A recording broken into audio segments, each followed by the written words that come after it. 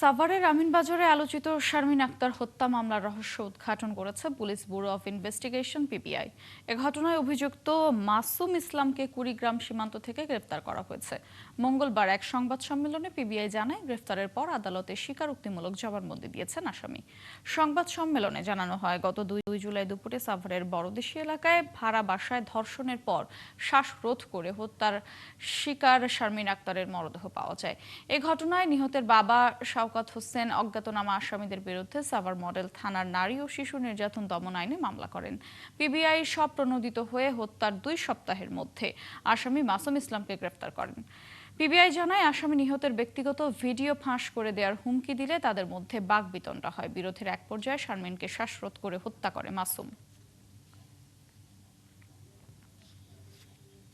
মাসুম বলছে যে তার একটা ভিডিও সে ভাইরাল করে দেবে। তো এইটা নিয়ে রাতের বেলা চরম তর্ক বিতর্ক, অনেক গভীর রাতে তখন। এবং পরের দিন যখন তার মেয়ে দুপুরের দিকে তার বান্ধবীর বাসায় বেড়াতে চলে যায়, তার পরবর্তীতে এই আসামি মোহাম্মদ মাসুল ইসলাম তার ঘরে আসে। এই বিভিন্ন বিষয় নিয়ে তার সাথে তর্ক বিতর্ক, চরম তর্ক বিতর্ক হয়। তর্ক বিতর্কের এক পর্যায়ে এই মোসাম্মদ শারমিন আক্তারকে ওই বেডের উপরই ওই অবস্থায় গলায় ওড়না পেঁচিয়ে হত্যা করা হয়।